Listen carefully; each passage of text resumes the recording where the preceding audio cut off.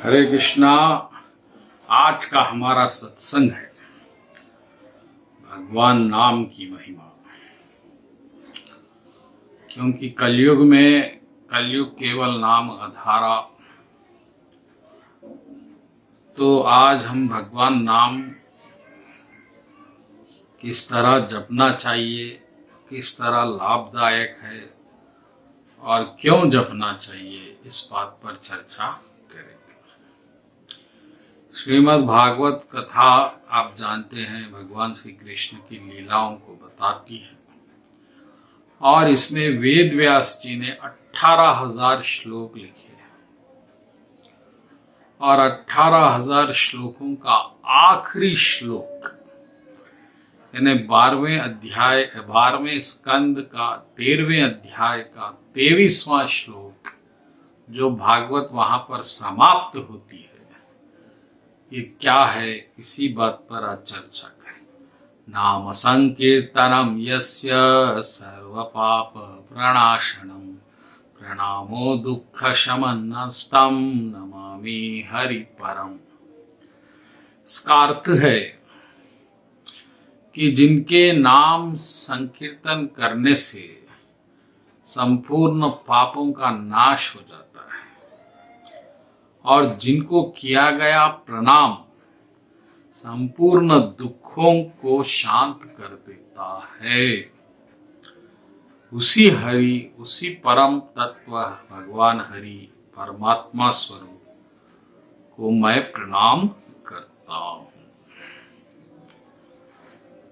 तो अंत में भागवत का यही निष्कर्ष है कि भगवान का नाम संकीर्तन यानी बार बार नाम का कीर्तन करना। संकीर्तन का अर्थ होता है कि भक्त सब मिलकर कीर्तन करना और भगवान के नाम का आनंद लेना। यही इस कलयुग में सबसे बड़ी भक्ति है, सबसे बड़ी साधना है। इससे हटके और कोई साधना नहीं है। पूरे भागवत का यही निचोड़ है कि आप बस संकीर्तन करें। तो भगवान नाम की महिमा क्या है, पहले इस पर थोड़ा ध्यान देंगे। तुलसीदास जी ने कहा, नाम जिन्ह जपहि जग जोगी बिरति बिरंच प्रपंच वियोगी ब्रह्म सुख ही अनुभव ही अनुपा अकथ अनाम न नाम न रूपा। बड़े बड़े योगी, बड़े बड़े साधु, नारद जी, प्रहलाद जी, ध्रुव महाराज, गणेश भगवान, ये सब भगवान का नाम, शंकर भगवान, सब भगवान का नाम जपते हैं और नाम जपने से उन्होंने उस पद को हासिल किया है। तो यहाँ पर तुलसीदास जी कह रहे हैं कि जो भगवान का नाम रूप नहीं है, वो भगवान का बड़े बड़े योगी नाम जप के उसे परम तत्व को प्राप्त करते। अब दूसरे, जान चाहिए गूढ़ गति जो ही नाम जिन्ह जपि जानहु तोई। अब जो परम गति को प्राप्त करना चाहते हैं, भगवान के लोक को जाना चाहते, वह भी नाम जप के लोक को जाते हैं। साधक नाम जपहि लय लाए होए सिद्धि अनुमादिक पाए। और साधक नाम जप जप के सिद्ध हो जाते हैं। ये हम सब साधक हैं, हम साधना कर रहे हैं और साधना में नाम जपने से आपको सिद्धि मिल जाती है अपने आप, बिना कसरत के। बस नाम जपिए और उसके बाद जपहि नाम जन आरत भारी मिटहि कुसंकट होई सुखारी। और बाकी सब लोग, जन मानो साधारण लोग हमारे वैसे भगवान का नाम जपते हुए बड़े बड़े संकट उनके मिट रहे हैं, मिटहि कुसंकट होई सुखारी। तो इस तरह से नाम जपने का हर तरफ से फायदा है और इस तरह से भगवान नाम की महिमा कोई नहीं गा सकता, भगवान भी नहीं गा सकते। भगवान का नाम भगवान से भी बड़ा है, ऐसा तुलसीदास जी ने रामायण में कहा है। क्योंकि जो भगवान अवतार लेकर नहीं कर सके वो भगवान का नाम कर रहा है। अब देखिए, भगवान राम ने बस 2 जनों को शरण दी, एक सुग्रीव जी को, एक विभीषण जी को। लेकिन भगवान के नाम ने तो करोड़ों भक्तों को शरण दी। जो नाम की शरण लेता है बस उसे स्वयं भगवान अपने आप मिल जाते हैं। सत्य यह है कि भगवान और भगवान का नाम किसी तरह से भिन्न नहीं है, अलग नहीं है। आप राम कह रहे हैं तो वो भगवान राम जो हमारे सामने अभी नहीं आए, प्रत्यक्ष दर्शन हमको नहीं दिए, वो उसमें साक्षात प्रकट है। बस विश्वास की बात है। तो भक्तगणों, इस तरह से राम नाम की महिमा भगवान राम नहीं कह सकते। अब भगवान ने एक अहिल्या को तारा मात्र छी कर, लेकिन राम नाम जैसे ही अपने जीभ से आप छीते हैं, करोड़ों भक्तों को तार रहा है, तार रहा है, तार रहा है। एक सेतु बनाने के लिए, ब्रिज बनाने के लिए भगवान को कितनी मेहनत करनी पड़ी। सागर भगवान से प्रार्थना करना पड़ा, वानरों का साथ लेना पड़ा, लेकिन भगवान का नाम यहाँ से भवसागर से वैकुंठ तक एक सेतु बना हुआ है और बिना श्रम के, बिना मेहनत के भक्तों को तार रहा है।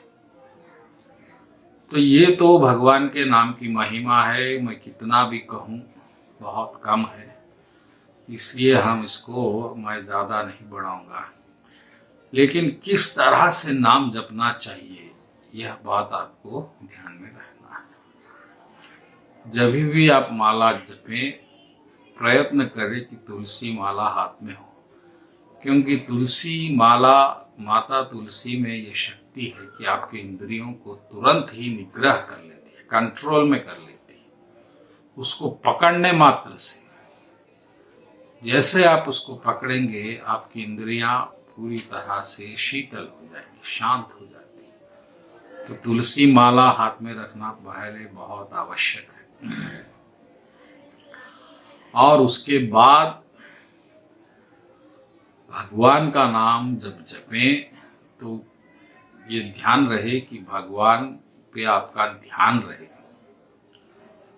इसलिए या तो आप कोई कथा सुनते हुए नाम जपें भगवान की, या भजन सुनते हुए भी नाम जपें, या फिर हर मंत्र होने के बाद श्री कृष्ण शरणम, अगर कृष्ण भक्त है तो श्री कृष्ण शरणम मम, श्री कृष्ण ऐसा कहकर दूसरा मंत्र फिर शुरू कर। तो इससे आप भगवान के शरण में आ जाएंगे। और जैसे ही शरण में आएंगे तो फिर भगवान आपको, आपके मन को इधर उधर भटकने से कृपा करके रोकेंगे। तो भगवान की शरण हर नाम महामंत्र के बाद एक बार ले लेना चाहिए कि हे कृष्ण शरणम, हरे कृष्ण कृष्ण राम हरे कृष्ण शरणम, ऐसा। इससे बड़ा लाभ होगा। और तीसरी बात, नाम जपते वक्त कुछ चीज़ों को नहीं करना चाहिए, ऐसा नारद जी ने नाम अपराध बताए। तो नाम अपराध 10 नाम अपराध बताए गए। इसमें से मैं ज़्यादा पूरे ही उस पर चर्चा करूँगा। पहला नाम अपराध है कि बड़े संतों की, बड़े पुरुषों की निंदा करना। नाम जपने से किसी की निंदा नहीं करनी चाहिए। और खास करके साधुओं की, संतों की तो बिल्कुल निंदा नहीं। वो अच्छे हों बुरे हों, उससे हमको लेना देना कुछ नहीं है। वो भगवान देखिए, हमारा मन उसमें लगाना नहीं चाहिए। ये बड़ा अपराध है नाम, ये जो नारद जी ने बताया। दूसरा नाम अपराध जो बताया कि जो भगवान का नाम नहीं लेते उनके सामने जाकर भगवान के नाम की महिमा करना, तो लोग मजाक उड़ाएंगे। इससे बड़ा अपराध हो जाएगा, भगवान का अपमान हो जाएगा। और तीसरा, शेषोयोर भेदधि भेद, भगवान शंकर में और भगवान कृष्ण में किसी को बड़ा किसी को छोटा समझना, भेद करना बड़ा अपराध है। जो ऐसा करता है वह कभी कृष्ण को प्राप्त नहीं हो सकता, क्योंकि भगवान शंकर ही भक्ति देने वाले हैं, और जो भक्ति देने वाले का ही अपमान कर रहा है वह फिर भगवान कृष्ण उसको स्वीकार नहीं करेंगे। और उसके बाद चौथा अपराध जो होता है, यह समझना कि मैं अब नाम जप रहा हूँ, मुझे यज्ञ करने की, मुझे गाय सेवा करने की, मुझे ये करने की क्या आवश्यकता है, मुझे कीर्तन, मुझे भगवान की आरती करने की क्या आवश्यकता, ऐसा समझना भी अपराध है। उसके बाद पांचवा अपराध बनता है शास्त्रों की निंदा करना। मुझे भागवत पढ़ने की जरूरत नहीं है, गीता पढ़ने की जरूरत नहीं है, मैंने बस नाम जप रहा हूँ, ऐसा भाव रखना भी नाम अपराध भगवान नारद जी ने बताया। और छठा अपराध, गुरु को मामूली आदमी समझना, और मैं नाम जप रहा हूँ, मुझे गुरु की आवश्यकता नहीं, गुरु की सेवा की आवश्यकता नहीं, ये छठा अपराध माना गया है नाम अपराध में।